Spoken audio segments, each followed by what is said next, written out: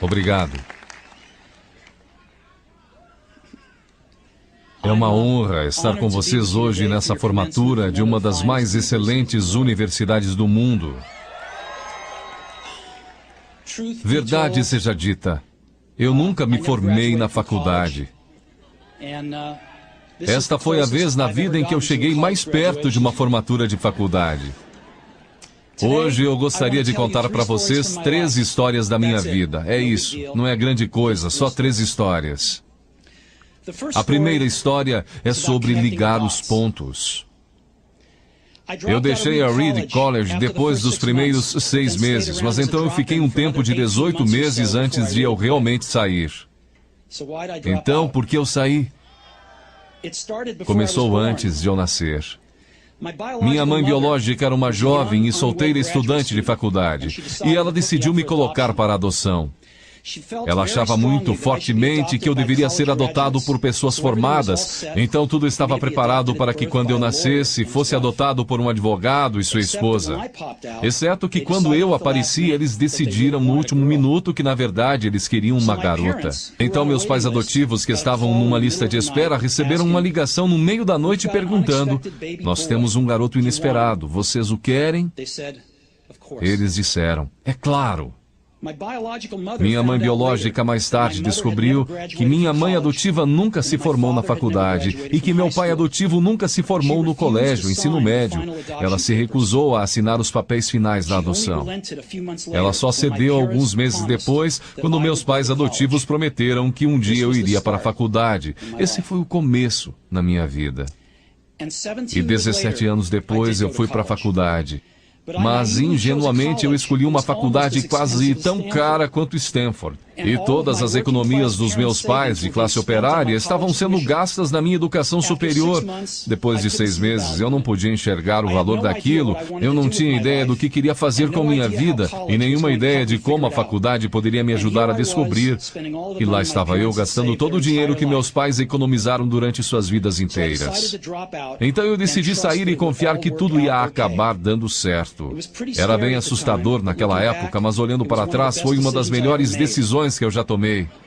Assim que eu saí, eu pude parar de assistir às aulas obrigatórias que não me interessavam e comecei a assistir as que pareciam interessantes. Nem tudo foi tão romântico. Eu não tinha um dormitório, então eu dormia no chão do quarto dos amigos. Eu devolvia garrafas de Coca-Cola aos depósitos por 5 centavos para poder comprar comida, e eu andava 7 milhas através da cidade toda noite de domingo para pegar uma boa refeição semanal no templo Hare Krishna. Eu amava aquilo. E muito do que eu encontrei seguindo minha curiosidade e intuição se mostrou de valor incalculável mais tarde. Deixe-me dar um exemplo. A Reed College, naquele tempo, oferecia, quem sabe, a melhor instrução sobre caligrafia no país. Por todo o campus, cada pôster, cada etiqueta em cada gaveta apresentava uma bela caligrafia manual. Por eu ter saído e não ter que assistir às aulas normais, eu decidi tomar aulas de caligrafia para aprender a fazer aquilo. Eu aprendi sobre caracteres com e sem serifa, sobre a variação do espaço entre diferentes combinações de letras, sobre o que torna a grande tipografia grande. Era bonita, histórica, artisticamente sutil de uma maneira que a ciência não pode capturar. E eu achei aquilo fascinante. Nada disso tinha sequer um lampejo de aplicação prática na minha vida. Mas 10 anos depois, quando nós estávamos projetando o primeiro computador Macintosh, aquilo tudo voltou para mim. E nós colocamos tudo no Mac. Foi o primeiro computador com uma tipografia bonita. Se eu nunca tivesse entrado naquele simples curso da faculdade, o Mac nunca teria múltiplos tamanhos de letra ou fontes proporcionalmente espaçadas. E já que o Windows copiou o Mac, provavelmente nenhum computador pessoal teria.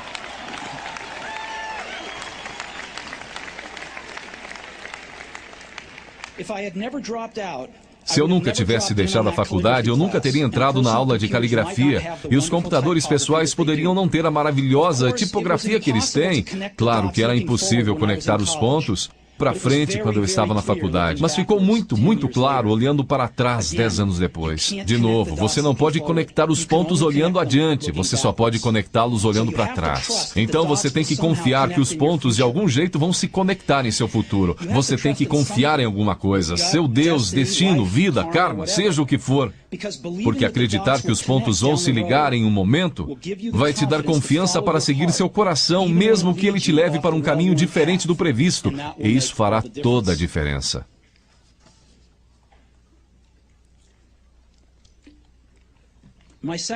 Minha segunda história é sobre amor e perda. Eu fui sortudo. Encontrei o que eu amava fazer cedo na vida. Woz e eu começamos a Apple na garagem dos meus pais quando eu tinha 20 anos. Nós trabalhamos duro e em 10 anos a Apple cresceu de apenas nós dois numa garagem para uma companhia de $2 bilhões com mais de 4 mil empregados.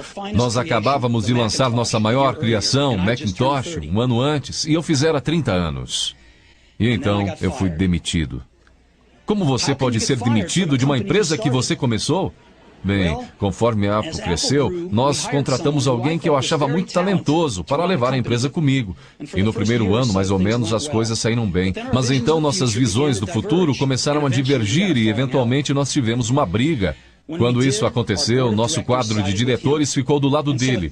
Então, aos 30 anos, eu estava fora, e muito escandalosamente fora. O que tinha sido o foco de toda a minha vida adulta se foi, e isso me destruiu. Eu realmente não sabia o que fazer por alguns meses. Senti que tinha decepcionado a geração anterior de empreendedores, que tinha deixado cair o bastão no momento em que ele estava sendo passado para mim.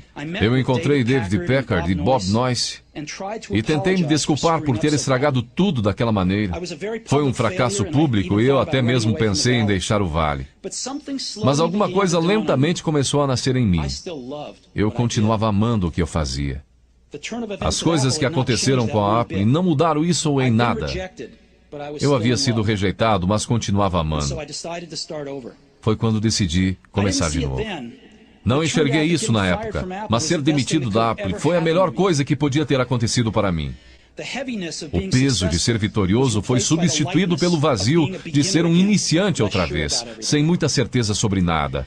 Isso me deu liberdade para começar um dos períodos mais criativos da minha vida. Durante os 5 anos seguintes, criei uma companhia chamada Next, outra companhia chamada Pixar, e me apaixonei por uma mulher maravilhosa que se tornou minha esposa. Pixar fez o primeiro filme animado por computador, Toy Story, e é o estúdio de animação mais bem-sucedido do mundo. Em uma inacreditável guinada de eventos, a Apple comprou a Next. E eu voltei para a empresa, e a tecnologia que desenvolvemos nela está no coração do atual renascimento da Apple. E Lorraine e eu temos uma família maravilhosa. Tenho certeza de que nada disso teria acontecido se eu não tivesse sido demitido da Apple. Foi um remédio horrível, mas eu entendo que o paciente precisava. Às vezes, a vida bate com um tijolo na sua cabeça. Não perca a fé. Estou convencido de que a única coisa que me permitiu seguir adiante foi o meu amor pelo que fazia. Você tem que descobrir o que você ama. Isso é verdadeiro tanto para o seu trabalho quanto para com as pessoas que você ama. Seu trabalho vai preencher uma parte grande da sua vida. E a única maneira de ficar realmente satisfeito é fazer o que você acredita ser um ótimo trabalho. E a única maneira de fazer um excelente trabalho é amar o que você faz. Se você ainda não encontrou o que é, continue procurando. Não sossegue. Assim como todos os assuntos do coração, você saberá quando encontrar. E como em qualquer grande relacionamento, só fica melhor e melhor à medida que os anos passam. Então continue procurando até você achar. Não sossegue.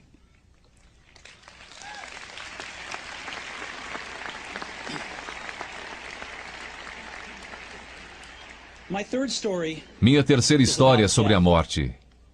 Quando eu tinha 17 anos, eu li uma citação mais ou menos assim: se você viver cada dia como se fosse o último, algum dia provavelmente você vai acertar. Aquilo me impressionou e desde então, nos últimos 33 anos, eu tenho olhado no espelho cada manhã e perguntado a mim mesmo, se hoje fosse o último dia da minha vida, eu ia querer fazer o que eu vou fazer hoje?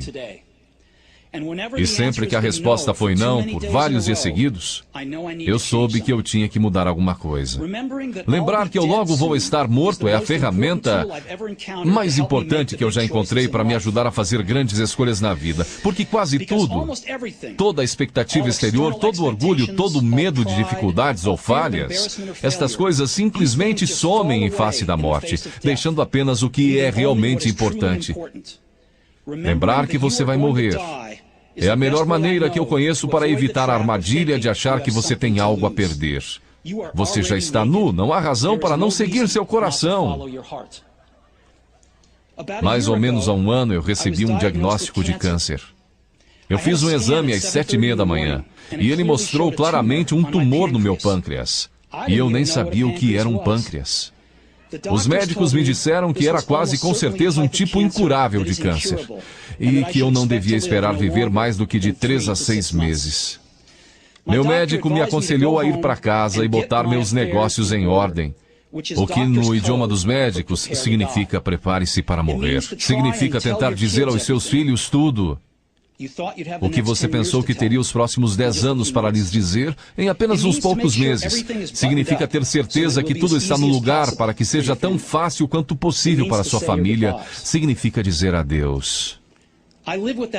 Eu fiquei com aquele diagnóstico o dia inteiro. Depois, naquela noite, eu tive uma biópsia, em que eles enfiaram um endoscópio na minha garganta através do meu estômago e dentro dos meus intestinos, colocaram uma agulha no meu pâncreas e pegaram algumas células do tumor. Eu estava sedado, mas minha esposa, que estava lá, me disse que quando eles viram as células no microscópio, os médicos começaram a chorar, porque descobriram que era uma forma muito rara de câncer pancreático que seria curável através de cirurgia.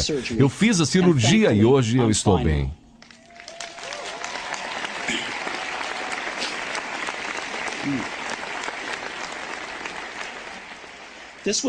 Isso foi o mais perto que eu cheguei de encarar a morte e eu espero que seja o mais perto que eu chegue por algumas décadas mais. Tendo sobrevivido, hoje eu posso dizer isto a vocês com um pouco mais de certeza do que quando a morte era um conceito útil, mas puramente intelectual. Ninguém quer morrer. Mesmo as pessoas que querem ir para o céu não querem morrer para chegar lá. E mesmo assim, a morte é o destino que todos nós compartilhamos. Ninguém nunca escapou dela. E é como deveria ser, porque a morte é muito provavelmente a melhor invenção da vida. É o agente de mudança da vida. Ela tira o velho do caminho para dar espaço ao novo. Por enquanto, o novo são vocês. Mas algum dia, não muito distante, vocês gradualmente vão se tornar os velhos e sair do caminho. Me desculpe por ser tão dramático, mas é totalmente verdade. Seu tempo é limitado, então não gaste vivendo a vida de outra pessoa. Não caia na armadilha do dogma, que é viver com os resultados do pensamento de outra pessoa. Não deixe o ruído da opinião alheia sufocar sua voz interior. E mais importante, tenha coragem de seguir seu coração e sua intuição. Eles, de alguma forma, já sabem o que você realmente quer se tornar. Tudo mais é secundário.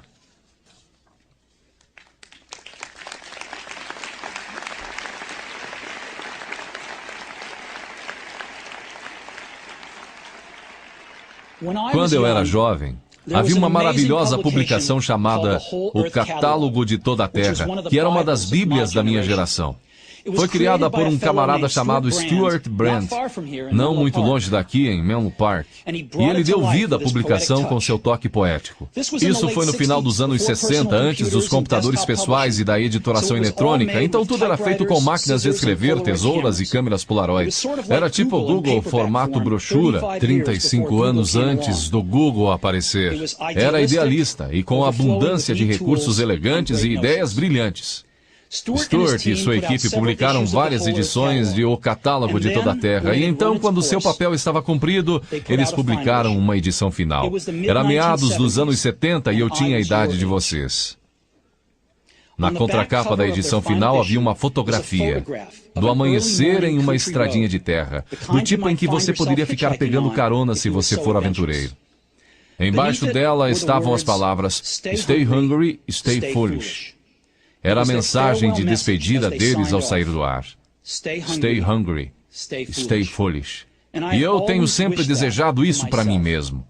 E agora, a vocês, se formarem para começar outra vez. Eu desejo isso a vocês. Stay hungry, stay foolish. Muito obrigado a todos vocês.